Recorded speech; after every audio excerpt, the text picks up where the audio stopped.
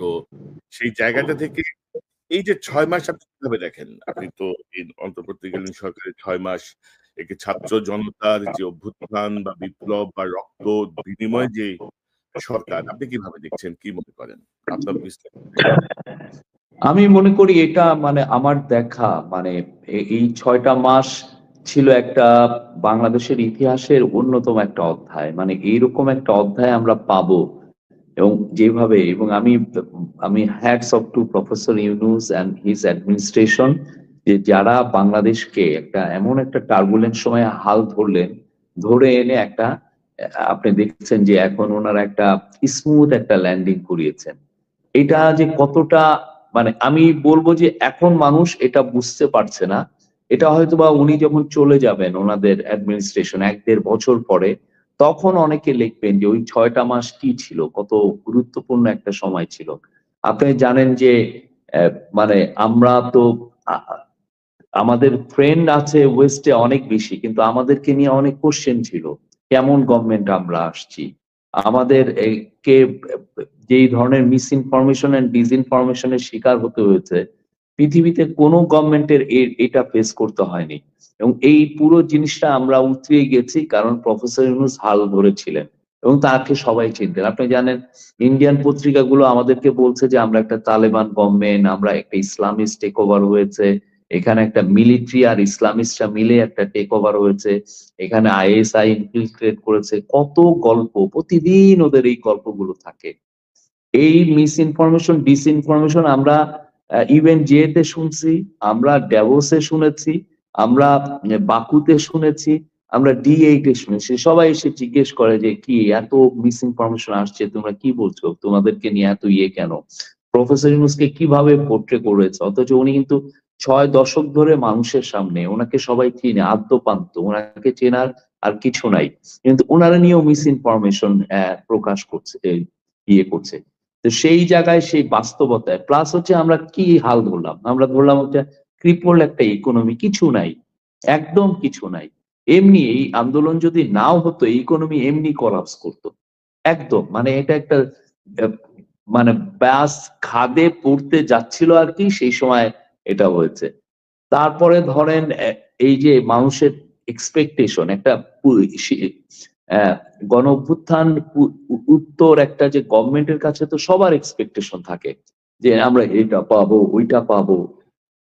এই এক্সপেকটেশনের সাথে যেটা আছে সেটা হচ্ছে যে আমাদের ম্যানেজিং এক্সপেকটেশন করতে যে আমরা উই ফেস রিয়ালিটি। রিয়ালিটি কি আমরা ৬টা বন্যা পেয়েছি।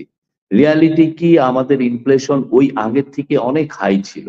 রিয়ালিটি কি আপনি পুলিশ অ্যাডমিনিস্ট্রেশন আপনি অনেকদিন ধরে ইয়েতেই ছিলেন। আপনি একটা চিন্তা করেন আপনার একটা নেইবারহুডে আছেন, আপনি তো নিউ ইয়র্কে আছেন, সেখানে যদি পুলিশ না থাকে তাহলে আপনার কি মনে হয় যে আপনি ইউ ফিল ইনসিকিউর, ঠিক না? আমি আমাদের গ্রামে বা ইয়েতে তা আমি বলবো যে এই সময় অ্যাডমিনিস্ট্রেশন তো হেল্প করেছেন প্রফেসর ইউনূসের।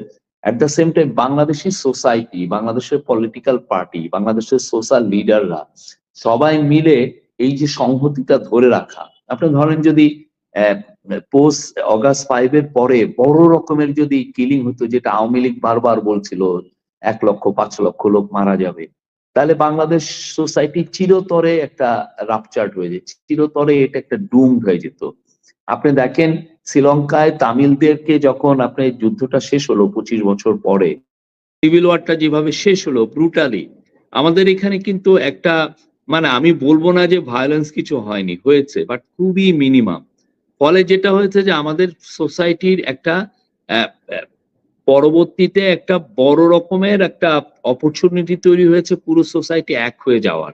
জি, সেই শফিক জায়গাটা ভাই, কিন্তু আমি আপনার সঙ্গে সম্পূর্ণ একমত। যে পরিমাণ যে ভঙ্গুর অর্থনীতি বা যে সিচুয়েশনে ডক্টর মোহাম্মদ ইউনূস দায়িত্ব নিয়েছেন, এ এটি অ্যাকচুয়ালি আমাদের জন্য একটা আমি বলব ব্লেসিংস আমাদের জন্য। ডক্টর ইউনূস আমাদের প্রধান হিসেবে দায়িত্ব নিয়েছেন। না হলে আরো পরিস্থিতি আরো খারাপের দিকে যেতে পারত।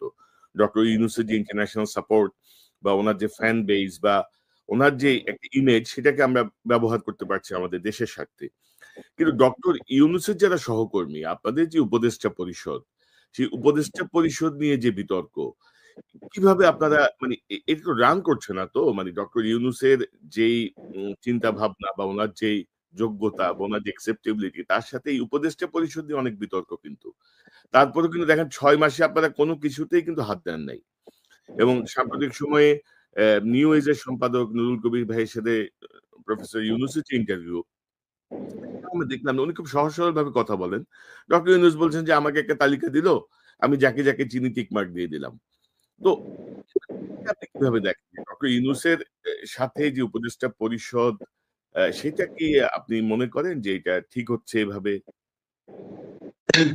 আমি আমি আপনাকে এই জায়গাটা আমি ডিফার করি এই জন্য, কারণ আমি ওনাদের সাথে কাজ করছি, তো ওনারা যে কাজগুলো করছেন না তা না। আমার যেটা মনে হয় যে অনেকের আমি যদি সবাইকে এনে দেখাতে পারতাম যে ওনারা কিভাবে কাজ করছেন, তাহলে হয়তো বা জিনিসটা আহ, আপনাদের কাছে প্রতিভাত হতো। কিন্তু সমস্যা যেটা হয়েছে যে একেতে ওনারা অনেকে মিডিয়া সাই, তারা মিডিয়ার সামনে অনেক বেশি আসতে চান না। এটা তো ধরেন একটা ন্যাচারাল বিষয়। সবাই তো আমার আপনার মতো আমরা সাংবাদিক তো না, আমরা তো নিউজের সামনে আসি।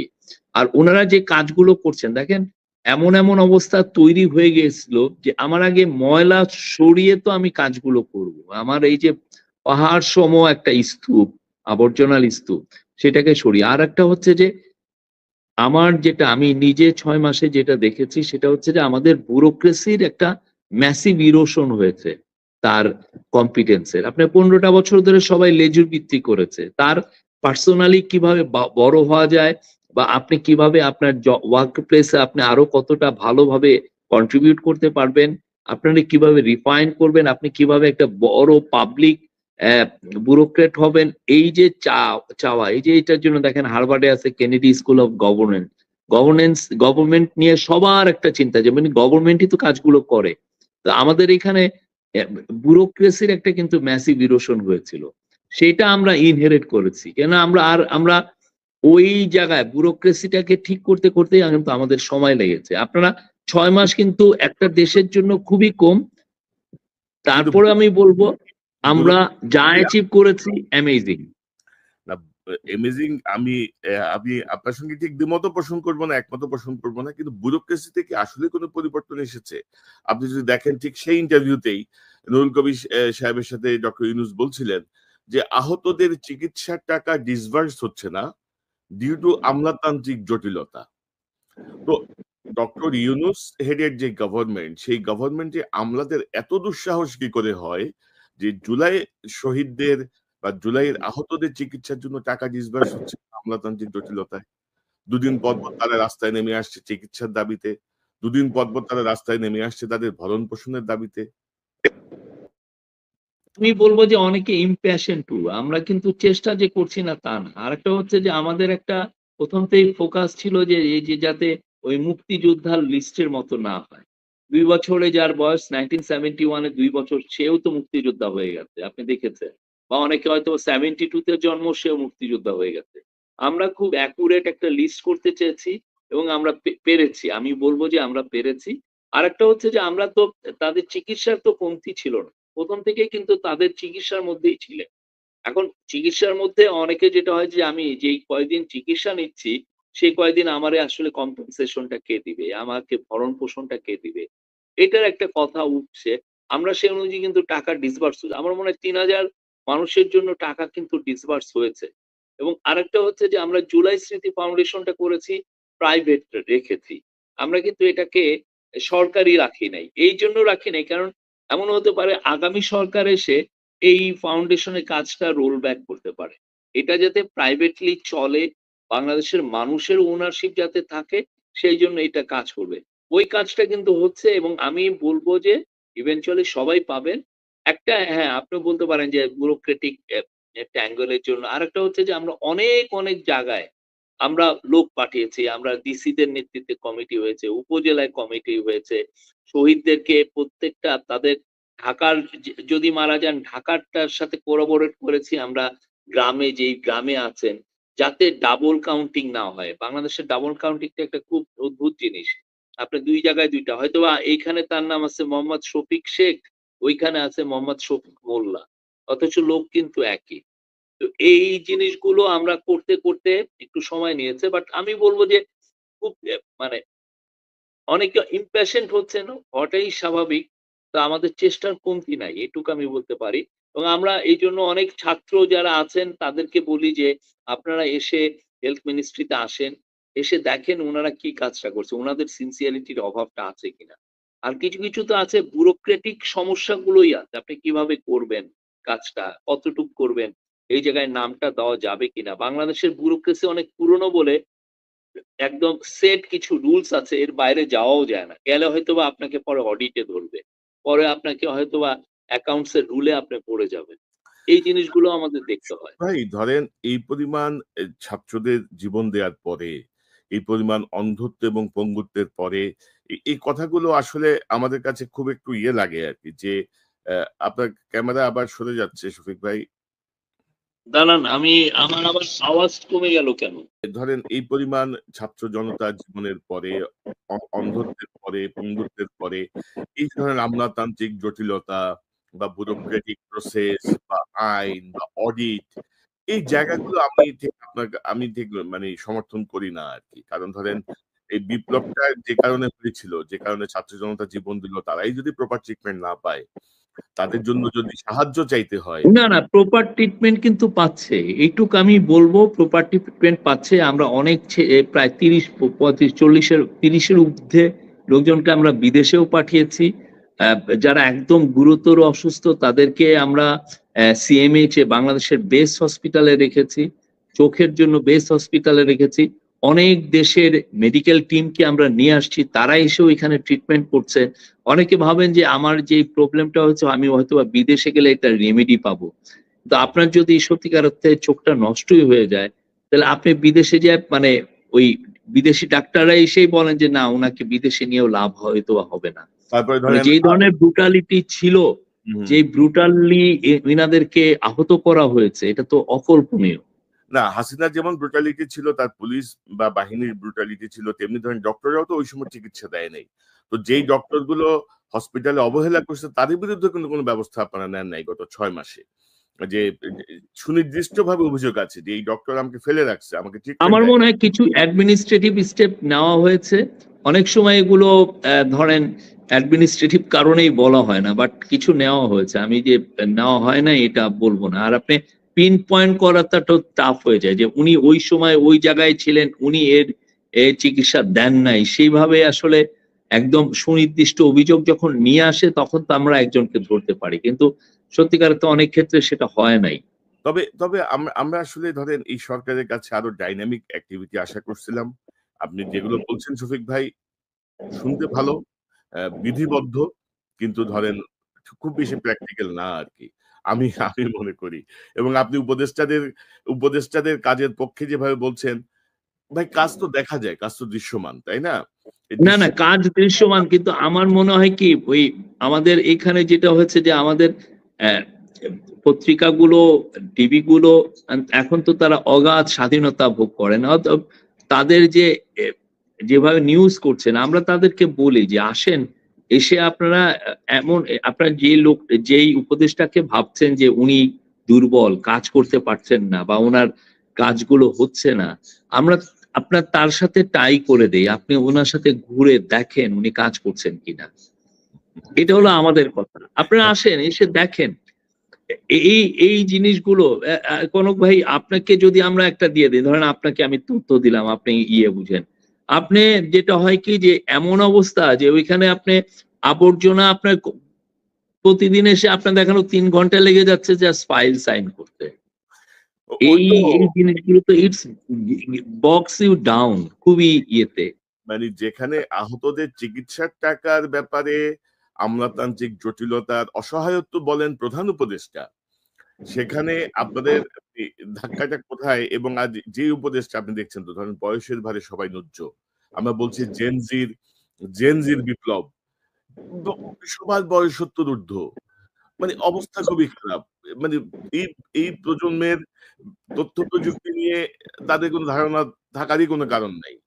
তো এই নির্ভরশীলতা আপনারা চুজ করছেন কিভাবে? এগুলো নিয়ে আসলে মানুষের কাছে কোন স্পষ্ট কোন না, না, আপনি যেমন ধরেন সালেউদ্দিন ভাই, উনার বয়স একদম ৭৫ বা ৭৫ এর উপরে, অ্যারাউন্ড 75। উনি হচ্ছেন one of the hardest working person. আমরা শুক্রবার নাই, শনিবার নাই, একের পর এক বিজনেস গ্রুপ আসতেছে, কথা বলতেছে, IMF এর সাথে কথা বলতেছেন, ওয়ার্ল্ড ব্যাংকের সাথে কথা বলতেছেন, আলাউদ্দিন সাহেব বিদেশের টাকার জন্য দৌড়াতে হচ্ছে, আমি বাংলাদেশ ব্যাংকের এদেরকে ডাকছেন উনি, বাজেট প্রণয়ন করতেছেন, আগের থেকে বাজেটে কি হবে। আপনি আমাকে দিয়ে রাখছেন, আমার কিছু নাই, আমি এর মধ্যে কেমনে চলবো? তারপরে আপনি যদি ক্যাবিনেট মিটিং গুলো দেখতেন প্রথম দিকের, তাহলে তো অবাক। একজন এসে বলতেছে যে আমারে এই কাতার গ্যাসের টাকা দিতে হবে এত মিলিয়ন ডলার, আরেকজন এসে বলতেছে না সেভরনের টাকা দিতে হবে, আরেকজন না আমার সার আনতে হবে, সারের টাকা দিতে হবে, আরেকজন এসে বলছে আদানি কিন্তু এখনই কি যেন বন্ধ করে দিল ইলেকট্রিসিটি সাপ্লাই, তো এইটা করতে হবে। এই যে আপনি আমাকে যে জায়গায়, আপনি যেমন ধরেন একটা সংসারের আপনি চিফ, আপনার যদি প্রত্যেকটা ছেলে মেয়ে এসে বলে যে বাবা আমার আজকে নিউ ইয়র্ক স্কুল অফ কমার্সে বিজনেসের এইখানে ফি দিতে হবে, আর একজন এসে বলে এটার ফি দিতে হবে, আপনি কোনটার থেকে কোনটা দিবেন? এই অবস্থা আর কি। না, তবে অবশেষে আমাদের আমাদের কাছে যেটা মনে হয় প্রতীয়মান হয় যে ডক্টর ইউনূসের কাছে হয়তো অনেক তথ্য যায় না বা অনেক তথ্য হয়তো উনি জানেন না, যার কারণে ধরেন নির্বিঘ্নে মানে মানে কি বলবো, অনেক অযোগ্য লোকজনই ওনার আশেপাশে বসে ওনার সর্বনাশ। না, আমি এইটা মানবো না। আমি এই জন্য আপনাকে বলছি, আপনি যদি বাংলাদেশে আসেন আমি আপনাকে 2 দিন রেখে দিব। আপনি বাঁচবেন যে কোন অ্যাডভাইজার আপনি মনে হচ্ছে যে কাজ করছে না, আমি তার সাথে আপনাকে 2 দিন দিয়ে দিব।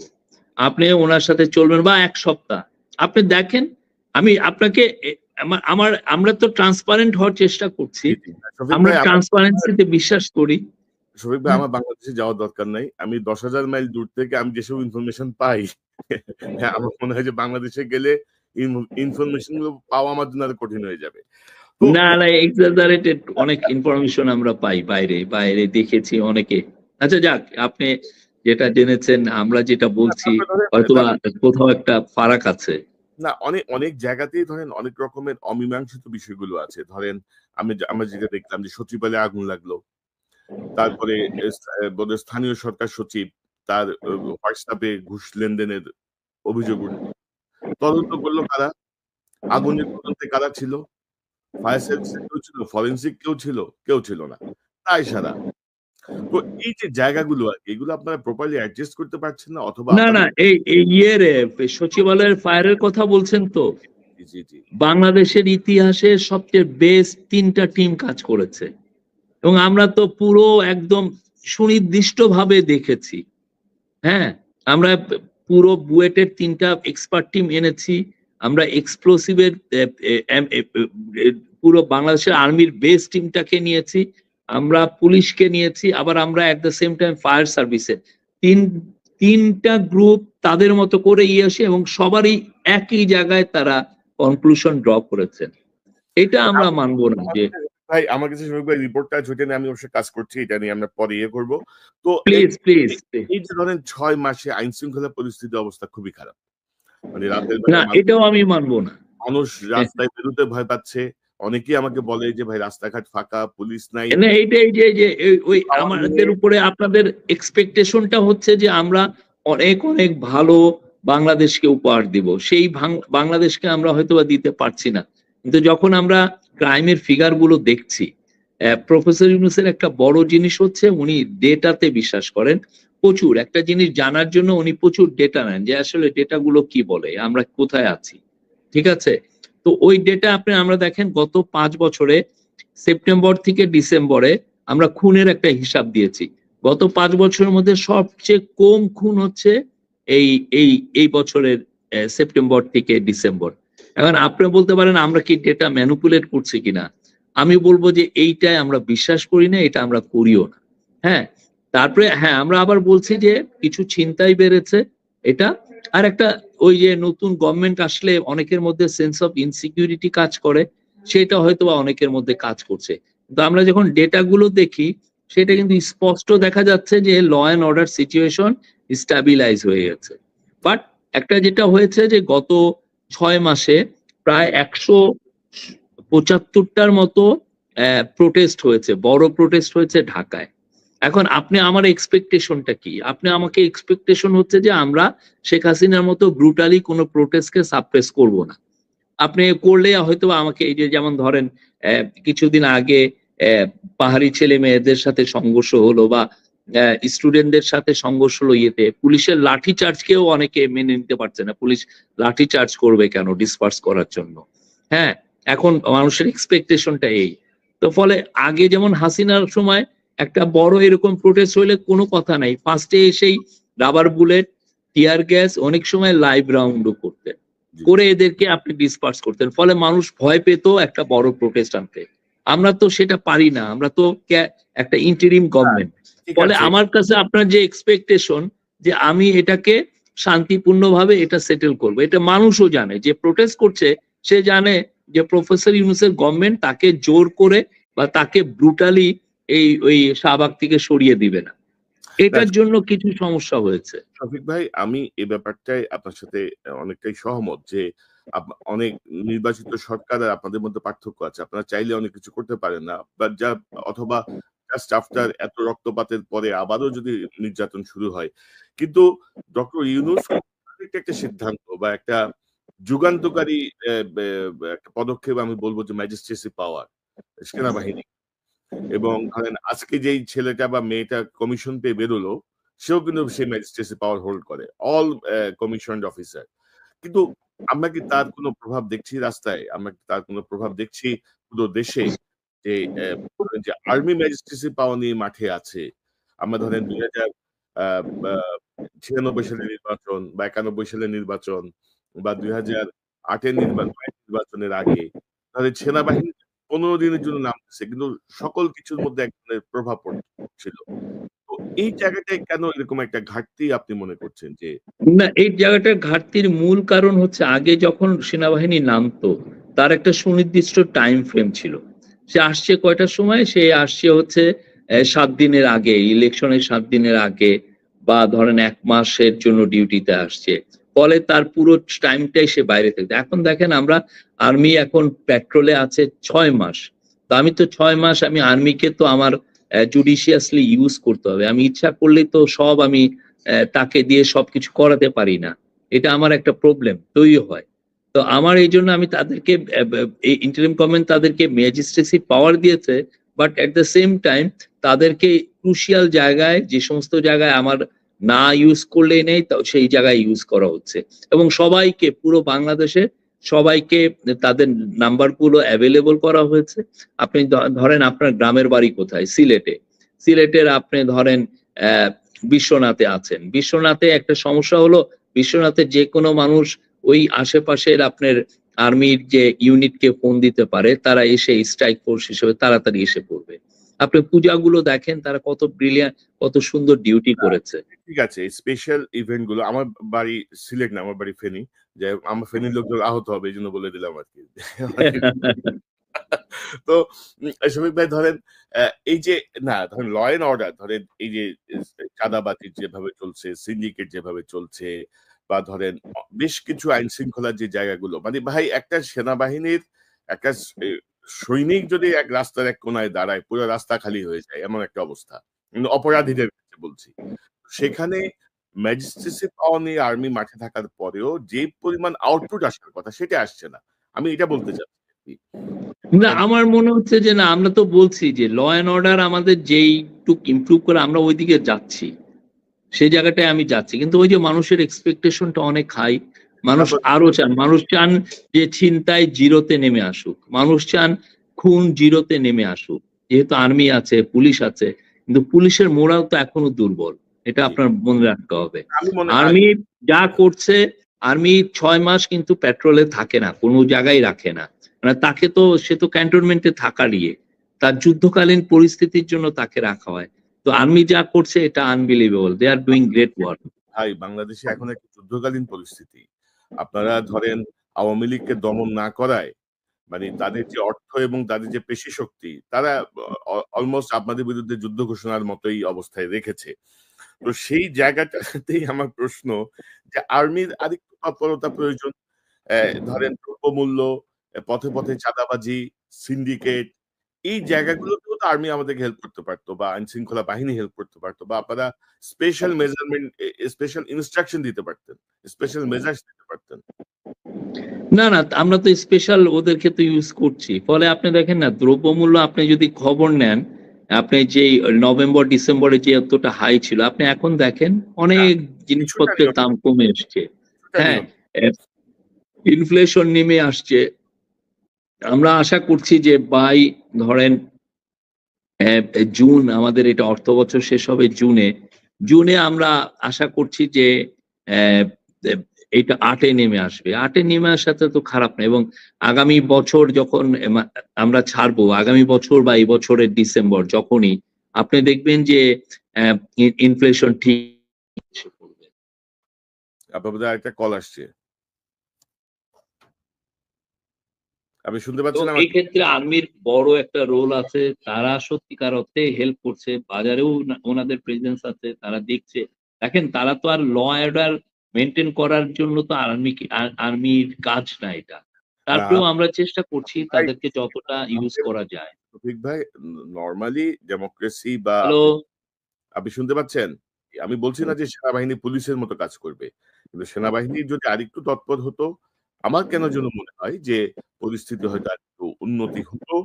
এই জায়গাটায় ধরেন যে বিতর্ক আছে, যেমন আমরা আমলাতন্ত্রের কথা বলছি, আমলাতন্ত্রের প্রতি পরতে, পরতে এখনো শেখ হাসিনার লোকজন বসা। সেনাবাহিনীর ভিতরে এখনো ২০-২৫ জন হাসিনার অনুগত বাহিনী বসা। ৫ জনকে বরখাস্ত করা হয়েছে। কিন্তু তারপরেও খুব বেশি উন্নতি হয়েছে বলে আমি জানি না। তো এই জায়গাগুলো অর্থাৎ হাসিনার লোকজনকে আপনারা রেখে আপনারা কতটুকু সাকসেসফুলি ডিল করতে পারবেন? এবং এখনো কিন্তু আপনারা বিভিন্ন জায়গায় হয় হাসিনার লোকজনকে নিয়োগ দিচ্ছেন, অথবা অ্যা মানে একটা কিছু ট্রাশ মালকে আপনারা ঢোকাচ্ছেন। এই পদে, ওই পদে, এখানে সেখানে।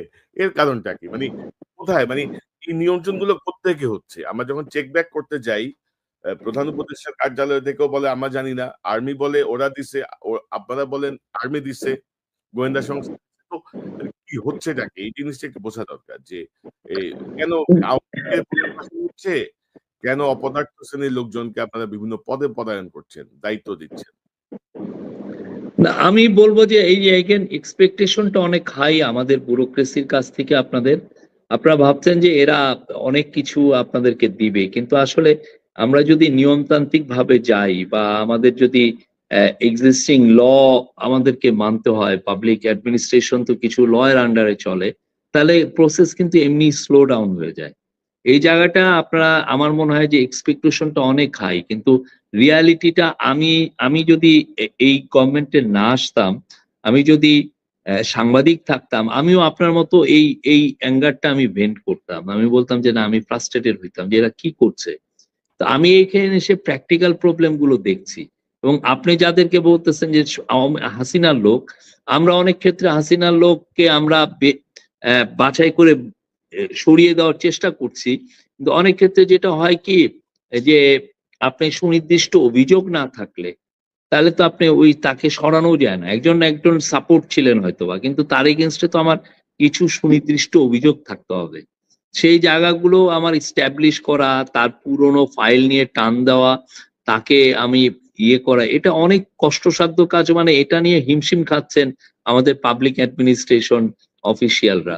এবং ইয়েটা আমরা এটা আপনি ধরেন ১৫-১৬ বছর, ১৫-১৬ বলবো কি, ২০০৭ থেকে ২০২৪ পর্যন্ত এই বিশাল একটা সময়ের যে আবর্জনা তৈরি হইছে, যেগুলো এই প্রশাসনিক বিভিন্ন যেগুলো অ্যা প্রশাসনকে যেভাবে ধ্বংস করে দেওয়া হয়েছে, সেই জায়গায় যে আমরা নিয়ে এসে তাদেরকে কাজ করিয়ে যে আবার আমরা কিছু রেজাল্ট পাচ্ছি, এবং ভালো রেজাল্ট পাচ্ছি। আপনি ইকোনমি দেখেন, economy has made a comeback.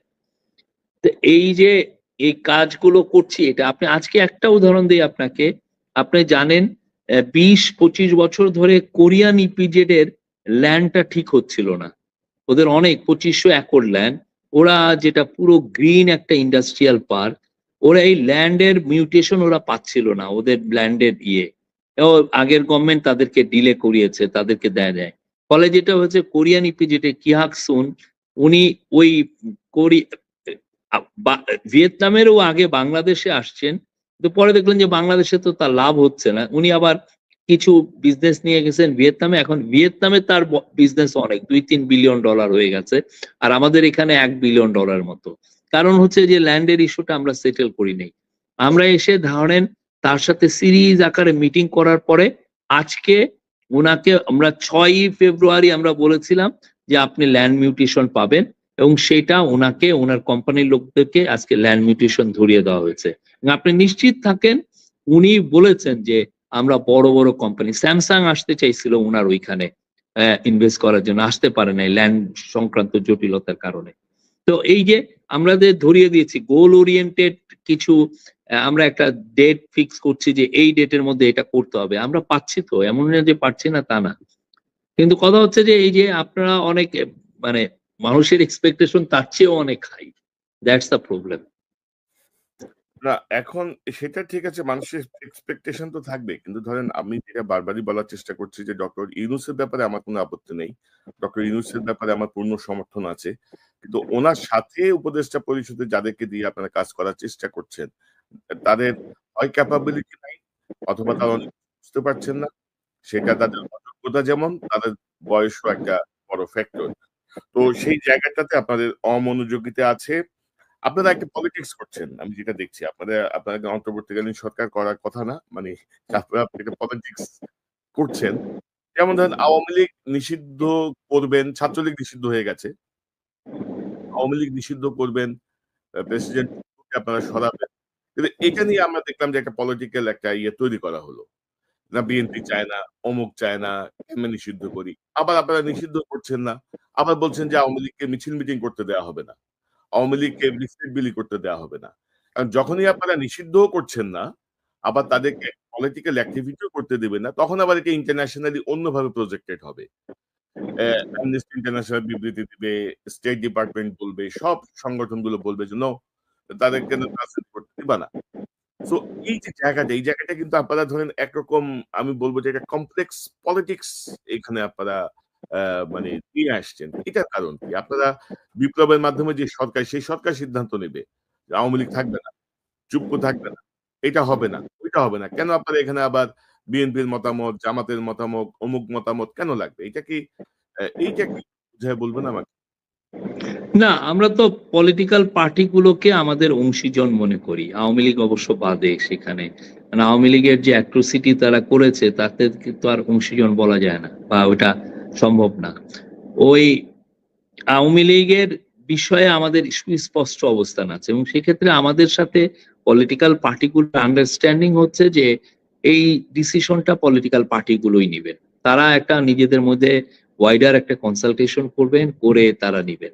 হ্যাঁ, আমরা কিছু কিছু ক্ষেত্রে বলছি যে তারা এটা, কারণ দেখেন তাদের তো অ্যাকনোলেজমেন্ট আসতে হবে। আমি যে তাকে পলিটিক্যাল প্রসেসে ফিরিয়ে নিয়ে আসবো, তারকে তো আমার অ্যাকনোলেজমেন্টটা আমাকে নিয়ে আসতে হবে, যে না সে অ্যাকনোলেজ করছে যে জুলাই অগাস্টে কি হয়েছে। সে তার মধ্যে তো অনুশোচনা নাই, অ্যাকনোলেজমেন্ট নাই।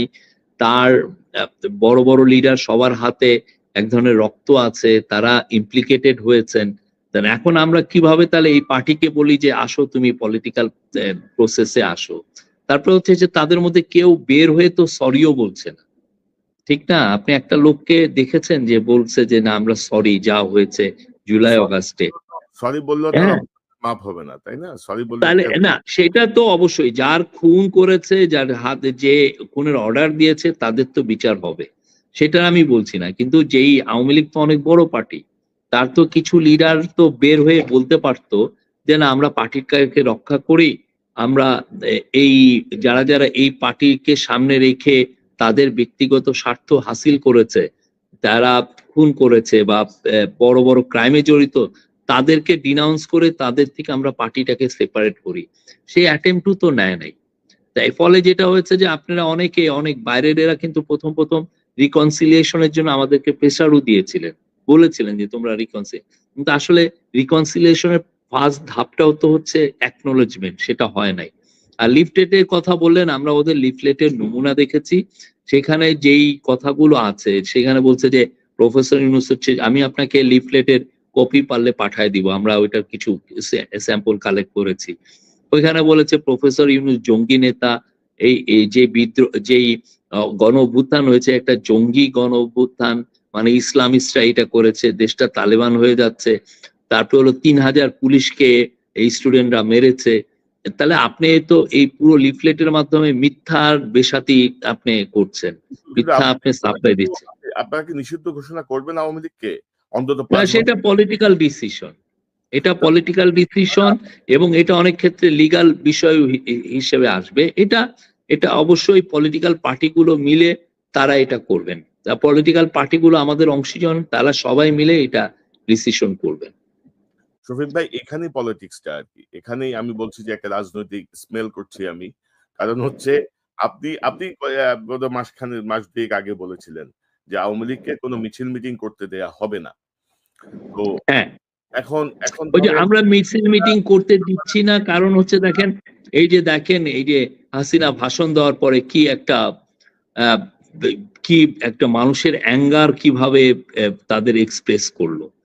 হ্যাঁ, আওয়ামী লীগের পলিটিক্যালি আওয়ামী লীগ আসবে কি আসবে না আবার পথে, সেটা আসলে একটা সেটেলমেন্টের প্রসেসের মধ্যে দিয়ে আসুক না, কিন্তু তার আগেই ওরা মাঠ গরম করতে চাচ্ছে, তার আগেই সে ইয়ে করতে চায়। এটা তো বাংলাদেশের মানুষ তো মানছে না সেটা।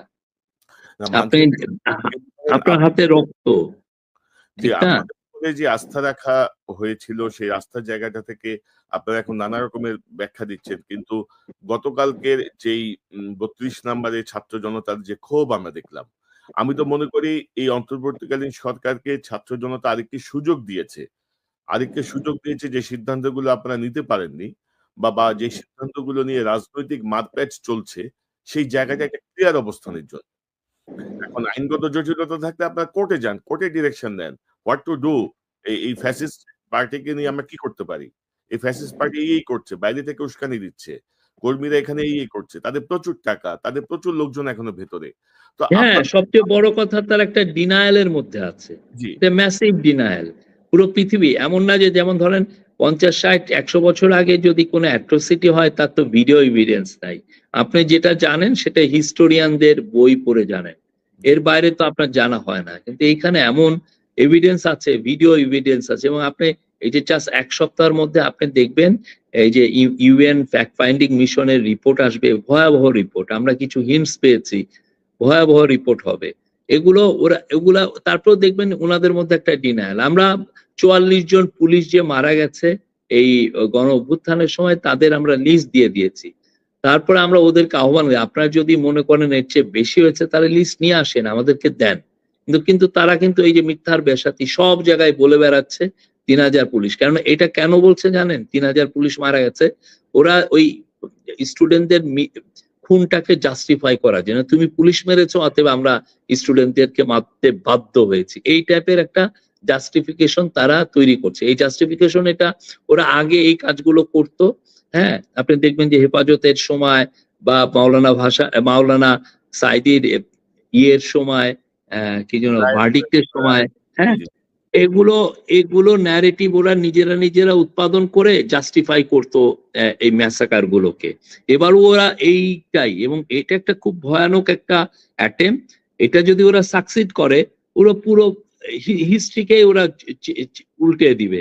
ওরা বলবে যে তারাই ভিকটিম, আমরা মানে স্টুডেন্টরা অ্যাগ্রেসর, বা বাংলাদেশের ছাত্র জনতারা হচ্ছে অ্যাগ্রেসর, এইরকম একটা, তারা আর পুলিশ হলো ভিকটিম। এই ভাই, ইতোমধ্যে গত 6 মাসে ইন্টারন্যাশনালি হাসিনা এবং তার পরিবারের অ্যাকসেপ্টেবিলিটি জিরোতে নেমে এসেছে, এবং পুরো পৃথিবী জানে যে হাসিনা কি করছে, কিভাবে তার পরিবার লুটপাট করছে, হাসিনা কিভাবে খুনের নির্দেশ দিয়েছে। কিন্তু আমার কথা হচ্ছে যে আপনারা দয়া করে এই যে গতকালকের যে ক্ষোভের বহিঃপ্রকাশ, এই ঘটনার পরে আমার মনে হয় যে আপনাদের আওয়ামী লীগকে নিষিদ্ধ করার ব্যাপারে একটি কার্যকর পদক্ষেপ নেওয়া উচিত।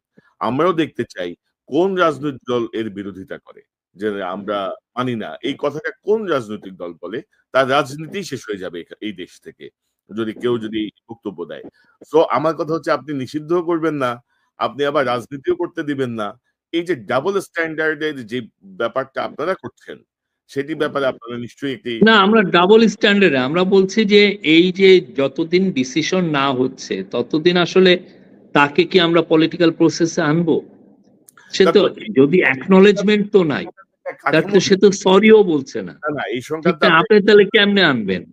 এই সংক্রান্ত আপনি একটা অধ্যাদেশ জারি করেন যে আগামী 6 মাস, আগামী 5 বছর, অথবা কোর্টের একটা মতামত নেন যে আমরা কি করব এই পরিস্থিতিতে। তো সেটি না করে আমার মনে হয় যে এটা এটা পুরো পৃথিবীও বিভ্রান্ত হচ্ছে। আমি তো বললাম না, আমার মনে হয় যে পলিটিক্যাল পার্টিগুলো খুব শীঘ্রই ঐক্যমতের যে ঐক্যমত গঠনের জন্য যে ওনারা বসবেন, ওই সময় আসলে এই আলাপগুলো হবে। আমরা অস্থির হচ্ছি না। না অস্থির আমিও হচ্ছি না, কিন্তু ধরেন আওয়ামী লীগের যে পলিটিক্যাল যে হিংস্রতা আমরা অতীতে দেখেছি, সেই জায়গাগুলো থেকেই আসলে আপনাকে এই প্রশ্নগুলো করা বা আপনাদেরকে একটু মনোযোগ আকর্ষণ করা যে আপনি যদি নিষিদ্ধ না করেন তাহলে আপনি পলিটিক্যাল অ্যাক্টিভিটিতে বন্ধ করতে পারবেন না। ইন্টারন্যাশনালি এটা অন্যভাবে প্রজেক্টেড হবে। তো আরেকটি গুরুত্বপূর্ণ প্রশ্ন যে আওয়ামী লীগের অনেক প্রভাবশালী নেতা পালিয়ে গেছে। সর্বশেষ ওবায়দুল কাদের করিনাকে পালিয়ে গেছে। আমরা সবাই জানতাম যে সেই যশোর ক্যান্টনমেন্টে লুকিয়েছিল। ৬২৭ জনকে আমাদের সেনাবাহিনী আশ্রয় দিল। তার মধ্যে হঠাৎ করে বলল যে ৬২১ জনকে তারা ছেড়ে দিয়েছে। এই ৬২৭ জন কারা? কিভাবে গেল? আপনাদের সম্মতি ছিল কিনা? আপনারা এই ব্যাপারে কোনো অনুসন্ধান করেছেন কিনা? আপনাদের বিশ্লেষণ, আপনাদের পর্যবেক্ষণ কি? না, পুরো বিষয়টা আসলে হয়েছে আমাদের গভর্নমেন্ট টেক ওভারের আগেই। আমরা তো এই গভর্নমেন্ট টেক ওভার করেছে ৮ই অগাস্ট রাতে। তার আগেই আপনি ৩-৪ দিন গিয়েছে, ওই সময় আসলে এই ঘটনাগুলো ঘটেছে। তো ফলে ওইটার মধ্যে কিছু অস্পষ্টতা আছে। আমরা চেষ্টা করছি পুরো ডিগ আপ করতে, কি হয়েছিল, কারা কারা আদৌ আশ্রয় নিয়েছে কিনা, কারা কারা আশ্রয় নিয়েছে, কি ঘটনাটা কোথায় যে শেষ হয়েছে, এগুলো জানার জন্য। কিন্তু ওই যে আমি বললাম যে ঘটনাটা ঘটেছে হচ্ছে ৫ থেকে ৮ তারিখের মধ্যে, যেই সময় আসলে আমাদের জুরিসডিকশনই ছিল না। আমরা তারপরেও পুরনো দেখছি। আর একটা জিনিস, এই সময় কোনো পুলিশও ছিল না। শফিক ভাই ৫ থেকে ৮ তারিখ টোটালি মিসিং ইন অ্যাকশন ছিল। ৮ তারিখের মধ্যে তারা আশ্রয় নিয়েছেন, কিন্তু তাদেরকে ছেড়ে দেওয়া হয়েছে তার ১ মাস পরে, সম্ভবত ১ মাস বা ১.৫ মাস পরে। না, এটা সবগুলো সত্য না। তো এবং আমরা কিছু দেখেছি। এবং ধরেন আমি যদি বলি যে গত মাস ৩ আগে স্পিকার শিরীন শারমিন চৌধুরী তিনি সেনাবাহিনী ক্যান্টনমেন্টের একটা বাসায় আশ্রয় থেকে তিনি তার পাসপোর্ট করার চেষ্টা করেছেন, সেটি ধরা পড়েছে, কিন্তু সে কিন্তু এখন অ্যারেস্ট হয়নি। কিন্তু তার ব্যাপারে কিন্তু আপনাদের এইগুলো বিষয়ে আমার মনে হয় যে কিছু অনেক অস্পষ্টতা আছে। আমার মনে হয় এটা এক ধরনের রিউমারও প্রচুর আছে। আমরা যেটা রিয়ালিটি পাসপোর্টের লোকজন তার বাসায় যে থাম্ব ইমপ্রেশন নিয়ে আসছে, তাকে অফিসে আসতে হয় না, এগুলো তো প্রামাণ্য দলিল হিসেবে আবির্ভূত। মানে না, আমি পাসপোর্ট কর্তৃপক্ষর মানে পাসপোর্টের যিনি চিফ তার সাথেই কথা বলেছি, উনি এই বিষয়টা অস্বীকার করেছেন। মানে উনি অস্বীকার করলে তো হবে না, এটা তো ডকুমেন্টেড সবকিছুই। সেটা পাসপোর্টের জন্য আবেদন করছে, সেটা থাম্ব ইমপ্রেশন যে তার বাসা থেকে যে নিয়ে আসছে, পাসপোর্টের ডিরেক্টরে। আমার তো অফিসিয়াল কথা বলতে হবে, আমি অফিসিয়ালি যেটা জানি সেটাই আপনাকে বলছি। শফিক ভাই, আমি আপনার সাংবাদিকতার যে ব্যাকগ্রাউন্ড বা আপনার যে লেখালেখি বা আপনার যে বক্তব্য, সেই জায়গাটায় আমরা আপনাকে ঠিক আমলাতান্ত্রিক ব্যক্তি হিসেবে দেখতে চাই না। আমরা চাই যে আপনি মানে সাংবাদিক, আপনি তো ভাই এই চাকরি ছেড়ে দেওয়ার পরেও তো আপনি সাংবাদিকতা করবেন, তাই না? আপনি আবার সেই জায়গাটা আপনি তো শেষ হয়ে যাবেন ভাই। আপনার কাছ থেকে তো আর সত্য কথা পাবো না। আপনি আমলাতান্ত্রিক পড়ে যাবেন। সো আমি অনুরোধ করবো আপনাকে যে ৬২৭ জনের একটা তালিকার ব্যাপারে আমরা জানতে চাই। এবং এখনো আমি জানি, আমার সোর্স আমাকে ইনফর্ম করছে, এখনো অনেকেই তাদের শেল্টারে আছেন। ওবায়দুল কাদের চলে যাওয়ার ব্যাপারটা নিয়ে পত্রিকায় নিউজ হলো। আপনারা কি অনুসন্ধান করছিলেন যে ওবায়দুল কাদের কোথায় ছিল, কিভাবে পালালো, কে হেল্প করলো? এটার বিষয়ে যথেষ্ট ধোঁয়াশা আছে, বাট আমরা মানে যেটা পত্রিকায় আসছে সেরকমই আমরা শুনেছি। এখন ধরেন ওরা ১৫, ১৬, ১৭ বছর ছিল, তাদের তো একটা বড় একটা নেটওয়ার্ক আছে, ঠিক না? আপনি আর যে পুলিশটাকে আপনি পাঠাচ্ছেন তাকে অ্যারেস্ট করতে, দেখা গেল যে সেই পুলিশকে হয়তো বা ওবায়দুল কাদেরই প্রমোশন